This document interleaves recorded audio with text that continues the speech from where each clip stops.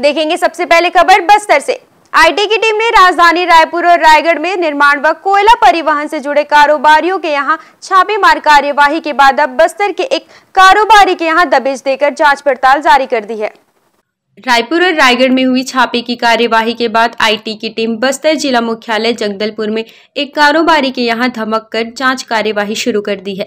रायपुर से आई टीम ने एक सप्ताह पहले बस्तर में डीडीएम के रूप में पदभार ग्रहण करने वाले एसएस नाग के धर्मपुरा स्थित रामा रेसिडेंसी कॉलोनी में अल सुबह 4 बजे पहुंचकर छापेमार कार्यवाही की, जहां आईटी टीम के अफसर लेन देन, आय व्यय व टैक्स से संबंधित अन्य सभी दस्तावेजों को बारीकी से खंगाल रही है। यहाँ मकान के बाहर हथियारबंद जवानों की तैनाती भी की गई है, जो अनाधिकृत लोगों को अंदर प्रवेश करने से रोक रही है।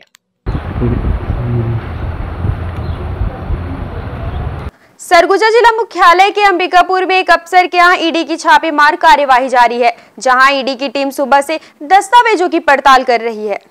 अंबिकापुर शहर के डिग्मा ऑफिसर कॉलोनी में ईडी की रेड पड़ी है, जहां ईडी की टीम सुबह से जांच की कार्यवाही में जुटी हुई है। बताया जा रहा है ईडी की टीम ने सहायक खनिज अधिकारी बजरंग सिंह पैकरा के मकान पर छापेमार कार्यवाही की है।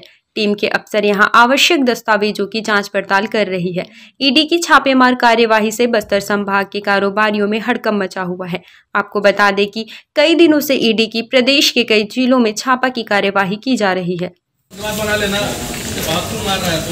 कांग्रेस की भारत जोड़ो यात्रा के तहत राजनांदगांव शहर कांग्रेस कमेटी ने शहर में पदयात्रा निकाली, जहां कांग्रेसियों ने महंगाई और केंद्र सरकार की नाकामियों को बताकर भारत को एकजुट करने की अपील की।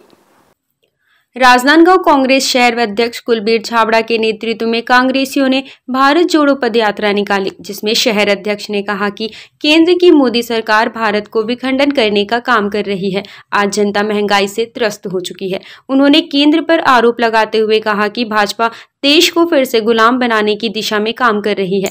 भारत जोड़ो यात्रा निकालकर कांग्रेस आम जनता के बीच पहुंचकर केंद्र सरकार की नाकामी को बता रही है। यात्रा में महापौर हेम सुदेश देशमुख सहित सैकड़ों कार्यकर्ता शामिल थे।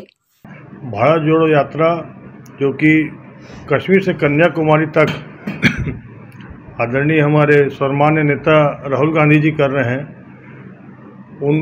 उनके दिशा निर्देशानुसार हम सब राजनांदगांव में पदयात्रा का हम लोगों ने आयोजन किया गया था। भारत जोड़ो यात्रा का मुख्य उद्देश्य आज जो भारत विखंड होते जा रहा है, धार्मिकता सांप्रदायिकता को खतरा पैदा कर दिया है। केंद्र की मोदी सरकार ने जगह जगह आपसी भेदभाव, लड़ाई झगड़े और जिस प्रकार के उत्तेजकपूर्ण भाषण देकर और लोगों को बिखराव किया जा रहा है, महंगाई बढ़ते जा रही है, बेरोजगारी बढ़ते जा रही है, यहाँ तक कि आज आम आदमी का जीना मुश्किल हो चुका है और स्वतंत्र भारत एक बार फिर से गुलामी की जंजीरों में जकड़ने की ओर है।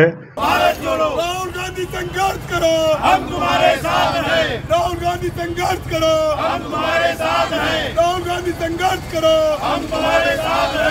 अखिल भारतीय विद्यार्थी परिषद ने पांडा तराई नगर पंचायत का घेराव कर प्रदर्शन किया। इस दौरान कॉलेज छात्रों ने कॉलेज में सड़क और बाउंड्री वॉल निर्माण कराने की मांग की है। कवर्धा जिले के पांडा तराई में संचालित महाविद्यालय के छात्रों ने अखिल भारतीय विद्यार्थी परिषद के बैनर तले सड़क व बाउंड्री वॉल निर्माण की मांग को लेकर पांडा तराई नगर पंचायत कार्यालय का घेराव कर दिया, जहां पर पुलिस व छात्रों में झूमा झपटी भी हुई। इस दौरान छात्रों ने नारेबाजी करते हुए मांग पूरी कराने पर अड़े रहे। इस दौरान प्रदर्शनकारी छात्र सीएमओ के आश्वासन के बाद शांत हुए और अपने 2 सूत्रीय मांगों को लेकर एसडीएम को ज्ञापन सौंपा। छात्र परिषद के छात्रों ने अपनी मांग जल्द पूरी नहीं होने पर उग्र आंदोलन की चेतावनी दी है। प्रमुख मांगे थी, कॉलेज को स्थापित हुए 6 वर्ष से अधिक हो गए, लेकिन अभी तक विद्यार्थियों के आवागमन के लिए सड़क की सुविधा नहीं है। इसलिए आज हमने नगर पंचायत का घेराव किए हैं। मांगे पूरी नहीं होगी तो 61वां दिन हमारा रहेगा, हम विधायक निवास का घेराव करेंगे।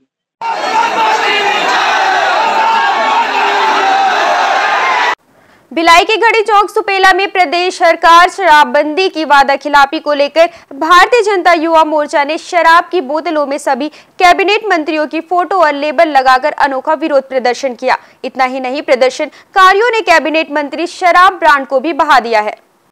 विधानसभा चुनाव में कांग्रेस ने सत्ता में आने के बाद छत्तीसगढ़ प्रदेश में शराबबंदी किए जाने की घोषणा की थी। 3 वर्ष से अधिक का कार्यकाल बीत जाने के बाद भी सरकार के नुमाइंदों ने शराबबंदी नहीं की है। उल्टे शहर में कई गुना अधिक शराब की बिक्री हो रही है। गली मोहल्लों में कई शराब दुकानें खुलने से जनता परेशान है।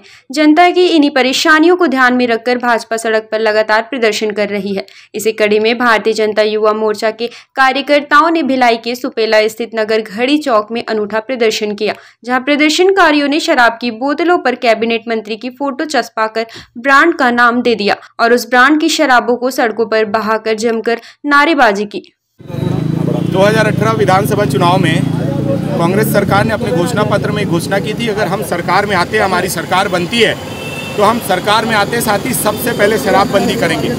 और शहर में घट रही हत्याएं, लूट, डकैती जो आए दिन वारदात हो रही है, सरकार ने घोषणा की थी कि हम सरकार में आते ही शराबबंदी बंद करेंगे और शराबबंदी से ये सब घटनाएं घट रही है। मगर आज सरकार को 4 साल पूरे होने वाले, कांग्रेस सरकार कार में बैठे हुए लगभग 4 साल पूरे होने वाले, मगर शराबबंदी को लेकर किसी भी प्रकार की लगभग कई कैबिनेट बैठक हो गई, मगर शराबबंदी को लेकर कोई डिसीजन नहीं हुआ।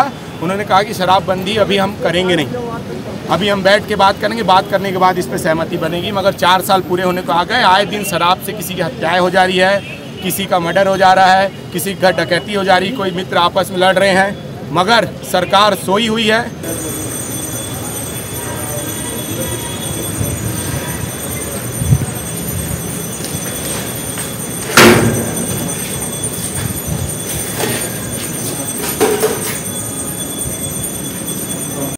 बेमेतरा कलेक्टर ने निनवा गांव के स्कूल का आकस्मिक निरीक्षण किया। निरीक्षण के दौरान कलेक्टर ने बच्चों को नैतिक शिक्षा के साथ कई पाठ भी पढ़ाए और शिक्षकों को सही समय पर स्कूल पहुंचने के सख्त निर्देश भी दिए।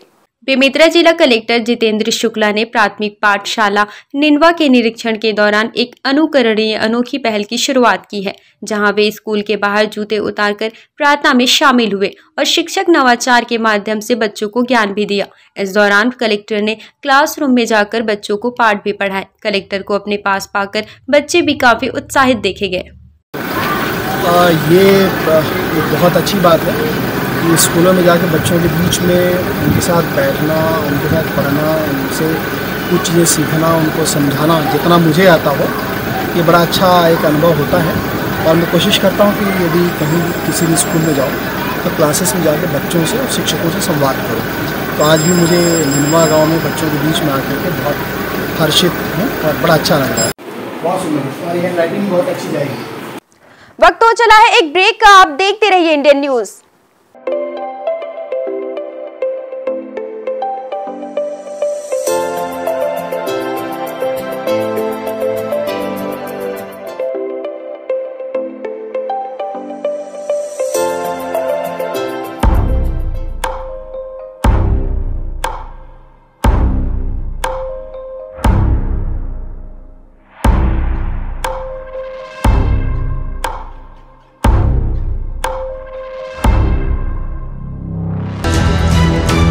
ये है इंदू ब्रॉडकास्टिंग प्राइवेट लिमिटेड और आप देख रहे हैं इंडियन न्यूज, हर पल, हर क्षण, हर सच।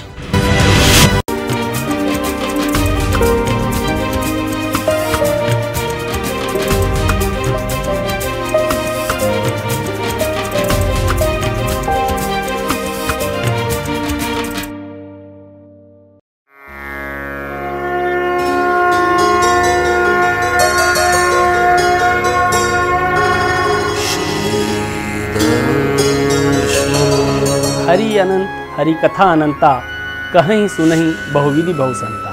नमस्कार, मैं मनीष सोनी आपके लिए लेकर आ रहा हूँ श्री दर्शन, सिर्फ इंडियन न्यूज़ पर हर पल, हर क्षण, हर सच के साथ।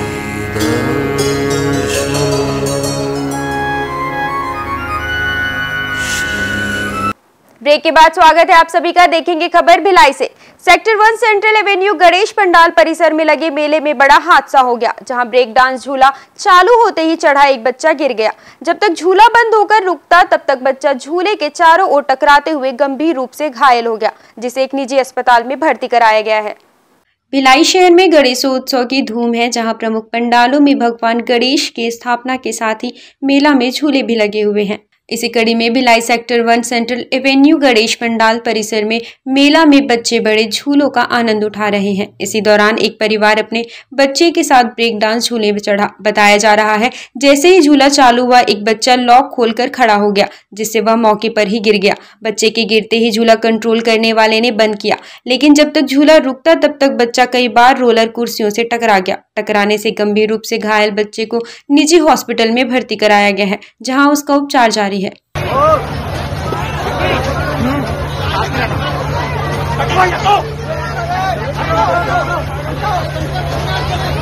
गणेश पर्व के दौरान राजनांदगांव शहर में गणेश पंडालों में भक्तों की भीड़ उमड़ रही है। गणेश समितियों ने पंडालों को आकर्षक रूप दिया है। वहीं भगवान लंबोदर विभिन्न मुद्रा में विराजमान होकर लोगों को दर्शन दे रहे हैं। साथ ही यहां गणेश भगवान की झांकियों को लेकर तैयारियां भी जारी है। संस्कारधानी राजनांदगांव में गणेश पर्व की धूम है। जिले सहित प्रदेश भर के लोग यहां मंच झांकी और विसर्जन झांकी देखने के लिए आते हैं। कोरोना संक्रमण के चलते पिछले 2 वर्षों से गणेश विसर्जन झांकी पर प्रशासन ने रोक लगाई थी। इस वर्ष गणेश समितियों द्वारा लगभग 25 झांकियां निकाली जाएंगी। जय स्तंभ गणेश उत्सव समिति के पदाधिकारियों की माने तो उसकी समिति ने इस बार भगवान श्री गणेश के विवाह की झांकी बनाई है।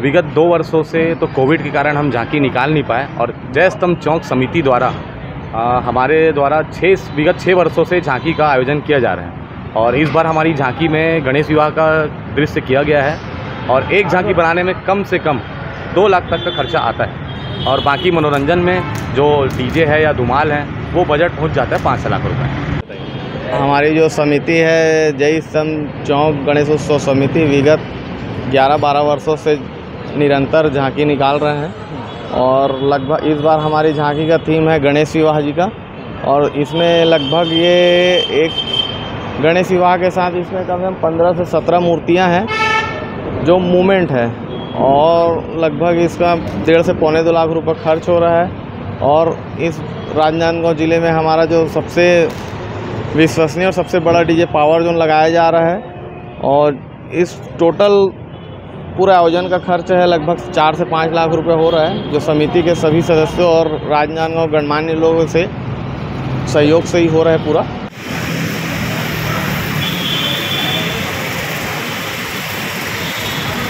राजनांदगांव शहर में बीते 9 दशक से गणेश विसर्जन के पूर्व रात में झांकी निकालने की परंपरा आ रही है। अपनी पुरानी परंपरा के अनुरूप राजनांदगांव शहर में शुक्रवार को विसर्जन झांकी निकलेगी, जहां शहर में शांति व्यवस्था बनाए रखने के लिए झांकी के एक दिन पहले पुलिस प्रशासन ने फ्लैग मार्च निकाला। संस्कारधानी राजनांदगांव में गणेशोत्सव भी भाईचारे के साथ मनाया जाता है। शहर में विभिन्न गणेशोत्सव समितियों द्वारा इस वर्ष 25 झांकियां निकाली जाएंगी। यहां की झांकी का आनंद उठाने छत्तीसगढ़, मध्य प्रदेश, महाराष्ट्र और अन्य प्रदेशों के कई जिले के लोग आते हैं। वहीं शांतिपूर्वक झांकी निकालने को लेकर जिला पुलिस प्रशासन द्वारा शहर में फ्लैग मार्च निकाला गया। गणेश प्रतिमाओं के विसर्जन झांकी के पूर्व पुलिस, जिला प्रशासन व CSEB के अधिकारियों ने झांकी स्थल का निरीक्षण भी किया। शिवनाथ नदी के पास भगवान श्री गणेश का विसर्जन किया जाएगा, जहां पर पुलिस जवानों को तैनाती के साथ सुरक्षा की पूरी व्यवस्था की गई है। प्रतिवर्ष की भांति इस वर्ष भी यहाँ पे गणेश विसर्जन झांकी की तैयारी की जा रही है। इसके लिए आज जिला प्रशासन, पुलिस प्रशासन, PWD, नगर निगम और CSEB की संयुक्त टीम स्थल का निरीक्षण की है और साथ ही इसमें पूर्व में ही जितने भी जो झांकी निकालने के लिए जो अपनी सहमति दी है, तकरीबन अभी 22 से 25 झांकी का अभी तक हमको जानकारी मिली है। इसकी हम लोगों ने सुरक्षा की व्यापक तैयारी कर रहे हैं और जितने भी जो झांकी जहां से चलेगी उस स्थल का भी हमने निरीक्षण किया। साथ ही जहां पे मूर्ति विसर्जित होगी शिवनाथ नदी के पास, वहाँ पर भी हमने पूरा देख के जायजा लिया। इसके अलावा जो भी रास्ते में हम लोगों को जहाँ जहाँ पे स्टॉपर देना है, जहाँ पर हमको पार्किंग करना है, वो भी जगह हमने तैयार कर लिया है।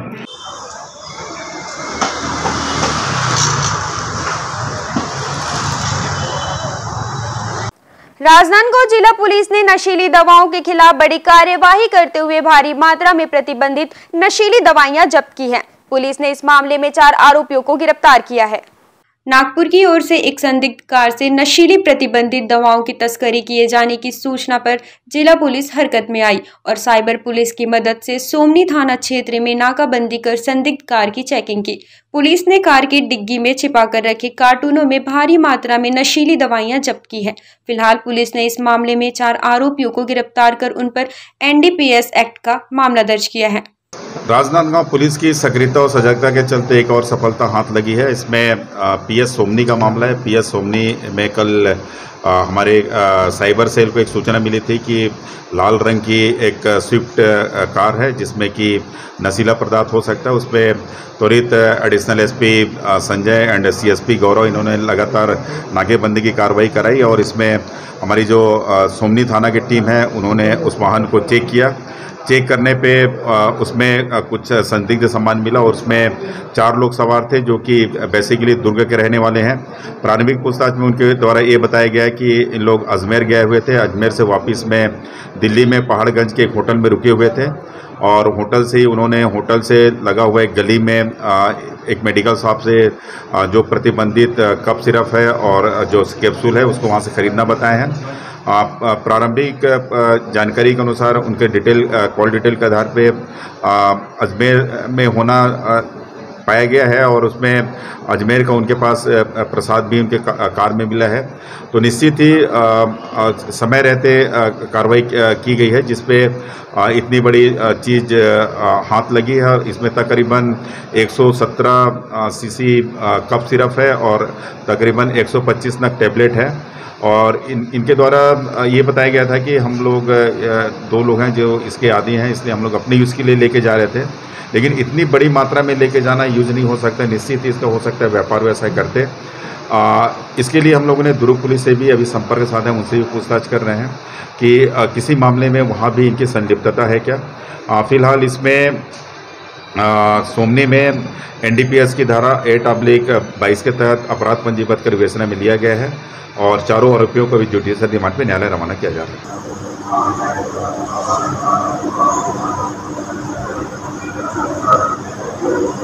बालोद जिला के गुंडरदेही ब्लॉक मुख्यालय में देसी विदेशी मदिरा दुकान में पियक्कड़ चोरों ने लाखों के शराब चोरी कर लिए हैं। पुलिस शराब चोरी के मामले में मामला दर्ज कर आरोपियों की तलाश कर रही है। गुंडरदेही ब्लॉक की शराब दुकान में चोर लाखों की शराब और नगद चुराकर फरार हो गए हैं, जहां चोर CCTV कैमरे के DVR भी ले उड़े। पुलिस सूत्रों की माने तो दुकान की निगरानी में तैनात 3 चौकीदारों के बाद भी चोरों ने बड़ी रकम व लाखों की शराब चुरा ली है। फिलहाल पुलिस अज्ञात आरोपी के खिलाफ मामला दर्ज कर जांच में जुट गई है। ये गुंडरदेही में जो अंग्रेजी और देसी शराब की कंपोजिट दुकान है जो शहर से बाहर है, वहाँ पे दरमियानी रात को चोरी हुई थी, जिसमें वहाँ पे 3 गार्ड ड्यूटी में लगे हुए थे और उसके बावजूद वहाँ पे दोनों दुकान का ताला तोड़कर और वहाँ पे चाबी भी रखा हुआ था, तो उसमें लाकर से पैसा निकाल के ले गए थे, जिसमें से 5,76,000 करीब नकदी था और कुछ देसी शराब और अंग्रेजी शराब की बोतलें थी। इस तरह से कुल 6 लाख रुपए की चोरी हुई थी, जिसमें थाना गुंडरदेही में मामला कायम किया गया है और अभी उसकी विवेचना की जा रही है।